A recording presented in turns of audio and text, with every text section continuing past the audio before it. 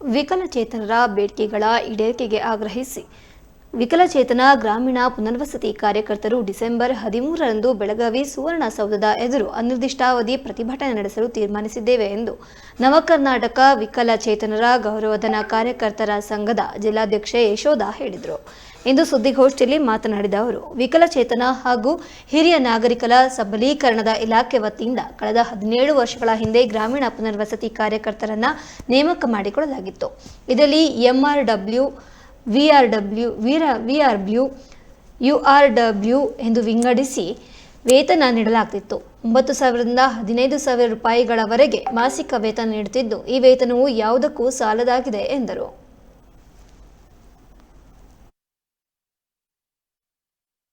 ಚೇತನರ ಹಾಗೂ ಹಿರಿಯ ನಾಗರಿಕರ ಸಬಲೀಕರಣ ಇಲಾಖೆ ಈ ಯೋಜನೆ 2007-8ರಿಂದ ಜಾರಿಗೆ ಬಂದಿದ್ದು, ನಾವೆಲ್ಲರೂ 2007-8ರಿಂದ ಕೆಲಸ ಮಾಡ್ತಾ ಇದ್ದೀವಿ.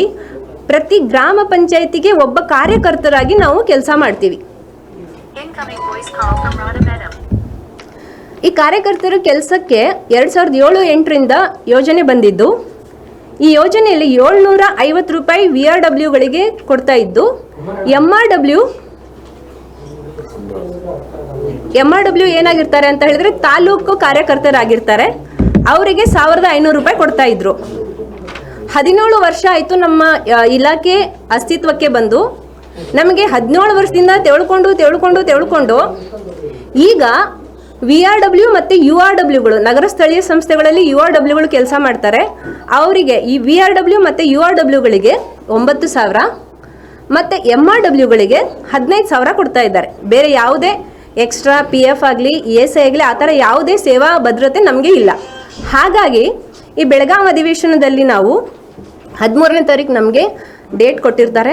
ಸೊ ಅದರಲ್ಲಿ ಅಧಿವೇಶನದಲ್ಲಿ ನಮ್ಮ ಜಿಲ್ಲೆ ಅಂದರೆ ನವಕರ್ನಾಟಕ VRW URW ಏನು ಸಂಘಟನೆ ಇದೆ, ನಮ್ಮ ಸಂಸ್ಥಾಪಕ ಅಧ್ಯಕ್ಷರಾಗಿರ್ತಕ್ಕಂಥ ಅಂಬಾಜಿ ಮೇಟಿ ಅವರ ಸಾರಥ್ಯದಲ್ಲಿ ನಾವು ಈ ಅಧಿವೇಶನದಲ್ಲಿ ಪ್ರತಿಭಟನೆಯನ್ನು ಮಾಡಬೇಕು ಅಂತ ಇದ್ದೀವಿ.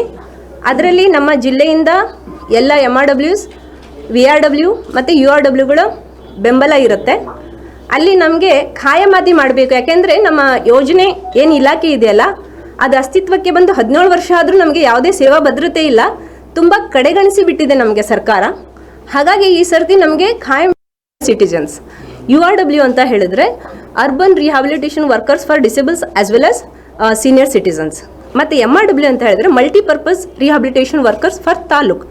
ಈ MRW ಏನು ಮಾಡ್ತಾರೆ ಅಂತ ಹೇಳಿದ್ರೆ ಎಲ್ಲ VRWಗಳು ಏನು ಕೆಲಸ ಮಾಡ್ತಾರಲ್ಲ ಅವ್ರ ಮೇಲೆ ಮಾನಿಟರಿಂಗ್ ಮಾಡಲಿಕ್ಕೆ ಒಬ್ಬರು ಕಾರ್ಯಕರ್ತರಾಗಿರ್ತಾರೆ. ಅವ್ರಿಗೂ ಕೂಡ ಗೌರವಧನನೇ ಕೊಡ್ತಾ ಇರ್ತಾರೆ. 15,000. ಹೌದು ಸರ್. ಅವರಿಗೆ ಇವಾಗ 9,000 ಕೊಡ್ತಾ ಇದ್ದಾರೆ. ಮೊದಲು ಅವ್ರಿಗೂ 9,000ನೇ ಸರ್. ನಾವು 6,600